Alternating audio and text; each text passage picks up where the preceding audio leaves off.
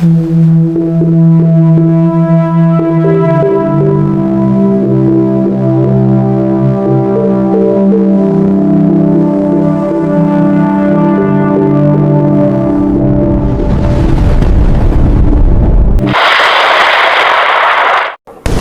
araw po sa inyong lahat. Ito na po ang pinakalitis nating update sa magiging lagay ng panahon ngayong araw ng Linggo, Agosto 2026.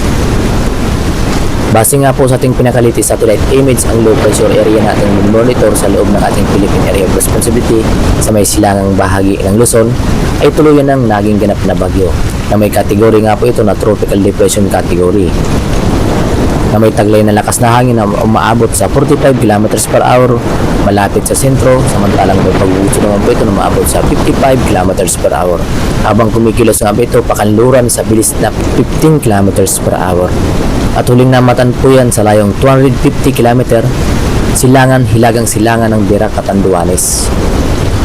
At dahil nga po ang low pressure area na ating minomonitor ay naging ganap na bagyo, ay binigyan na nga po natin ito sa local name na Bagyong Luis, kung saan inasan nga po natin na magdudulot nga po ito ng mga pag-ulan, especially dito sa may Bicol Region, Quezon, Aurora, Isabela, Quirino, Nueva Vizcaya, Bulacan, including Laguna,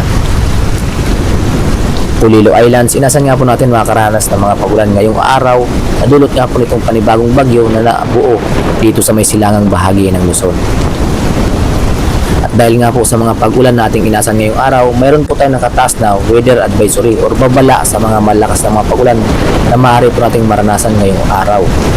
Nakataas nga po ang yellow rainfall warning dito sa Isabela, Quirino, Aurora na maaaring makaranas ng 50 hanggang 100 mm na mga pag-ulan na maaaring magdulot ng mga localized flooding o mga biglaang pagbaha sa mga babang lugar at pagguho ng lupa sa mga bundok na lugar. Kaya naman lubos po natin pinag-iingat ang ating mga kababayan sa biglaang buhos ng mapag-ulan at biglaang pagbaha sa mga babang lugar. Dahil nga po sa inasan nga po natin ngayong araw ang mga pag-ulan na dulot ng bagyo na nabuo sa may silangang bahagi ng Luzon na may local name na Bagyong Luis. At dahil nga po sa bagyo na ating minomonitor sa loob ng ating Philippine Area of Responsibility sa may silangang bahagi ng ating bansa, nagtaas na nga po tayo ng wind signal number 1 sa lugar po yan ng Polillo Islands, the northern portion of Camarines Norte, Daet, Talisay, Paracali, Usipanganiban, Kapalunga, Vinsons, and the northern portion of Catanduanes.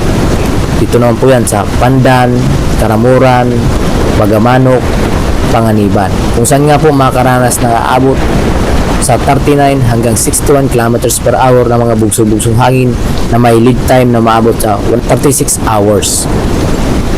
Kaya naman lubos po natin pinaghahanda ang ating mga kababayan dahil sa panibagong bagyo na nabuo dito sa may silangang bahagi ng ating bansa, especially dito sa may silangang bahagi ng Luzon. Nainasan nga po natin ngayong araw ang mga bugso-bugsong hangin na dulot nga po nitong southwest monsoon or hanging habagat na papalakasin nga po nitong Bagyong Luis. Nainasan nga po natin makakaranas ng mga bugso-bugsong hangin dulot ng hanging habagat or southwest monsoon. Dito po yan sa lugar ng Marinduque, Romblon, Caluya Islands, Siquijor, Southern Leyte, Camiguin, and Dinagat Islands. Nadulot nga po yan ng southwest monsoon or hanging habagat. Napapalakasin nga po nito Bagyong Luis. Base nga po sa ating pinakalitis track dito sa Bagyong Luis, makikita nga po natin ngayong umaga, pagsapit po yan ng 8 AM, makikita nga po natin na mas kikilos nga po ito pahilagang kanluran, kung saan bagya nga po itong lalapit dito sa may area ng Camarines Sur, Camarines Norte, patungo dito sa may Polillo Islands, kung saan inasan nga po natin na mas malapit nga po ito dito sa may Polillo Islands pagsapit mamayang hapon o gabi ng 8 PM. At inasan nga po natin bukas ng umaga ay posible pang itong lumakas into tropical storm category habang kumikilos nga po ito pakanluran hilagang kanluran. At pagsapit naman ng hapon at gabi, bukas po yan ng hapon, kikilos naman po ito pahilagang silangan, kung saan inasan nga po natin na papalayo ito ng ating bansa. Pagsapit nga po ng August 4, inasan nga po natin na magiging tropical depression na lamang po ito or bagya pang hihina.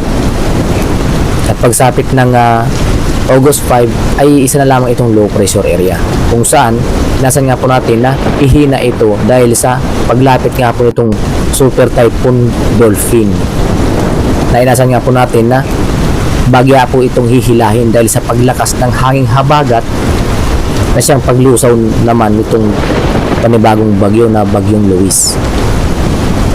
Kaya naman lubos po natin pinaganda pa rin ang ating mga kababayan dahil inaasahan pa rin po natin na mas lalapit ito dito sa landmass ng ating bansa. Especially dito po yan sa may area ng Catanduanes, Sorsogon, Albay, Camarines Sur, Camarines Norte, Pulilo Islands, Quezon, Aurora, Isabela. Nasan nga po natin magdudulot ito ng mga pag-ulan kung saan tuloy-tuloy na mga pag-ulan ang ating inaasahan na dulot nga po nitong panibagong bagyo nating minimonitor dito sa may silangang bahagi ng Luzon. Kaya naman inaasahan nga po natin ang mga localized flooding or mga pagba sa mga babang lugar at pagguho naman ng lupa sa mga bundok na lugar. Kaya naman maging alerto lang po tayo at maging updated lamang po tayo.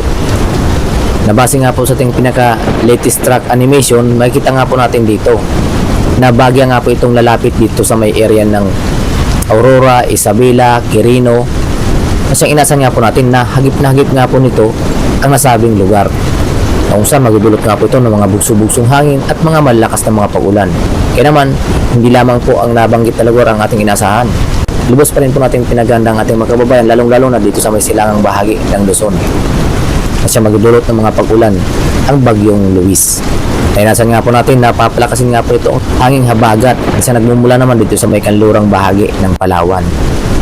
Nating makikita nga po na siyang apektado ang paglakas ng hanging habagat na hinihila ng bagyong Luis.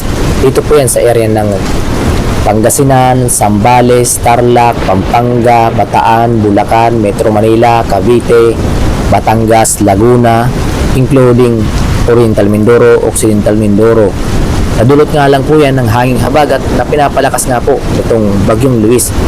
At inasan nga po natin habang kumikilos nga po itong kahilagang silangan, siya naman paglapit itong super typhoon Dolphin. Kung saan nga po mayroon na po tayong international name dito sa super typhoon nating minumonitor sa labas ng ating Philippine Area of Responsibility na may international name na nga po itong Dolphin.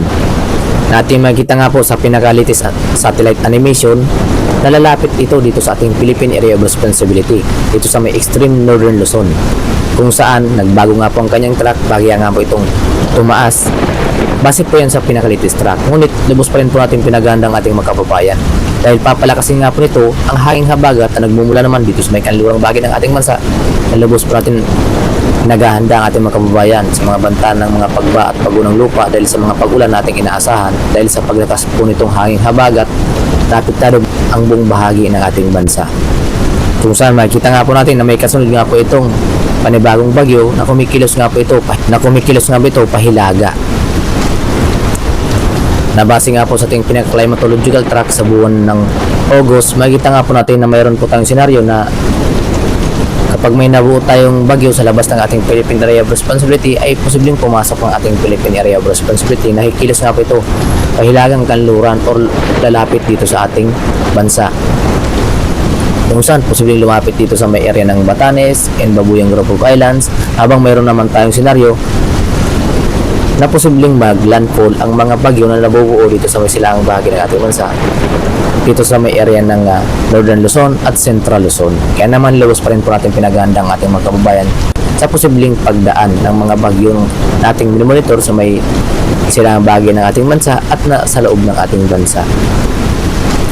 At para naman sa maging lagi ng panahon dito sa ating karagatan, sa kasalukuyan nga po wala pa rin po tayo nakataas na gale warning sa kahit anong baybay ng ating bansa. Maging alerto pa rin po tayo sa mga pagtaas ng mga alon dito sa may silang bahagi ng Luzon dahil nga po sa mga localized thunderstorm na dala nitong bagyo ating minimonitor sa ating bansa.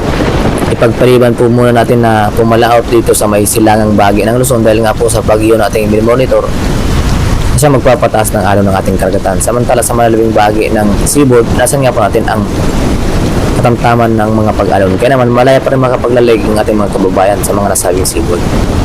At yan nga po ang pinakalitis nating update sa may gilagay ng panahon yung araw ng Linggo, August 2, 2026. Maraming salamat sa inyong lahat. Sana ligtas po tayo sa pagdaan itong bagyo nating minimonitor sa loob ng ating Philippine Area of Responsibility. Maraming salamat and God bless us all.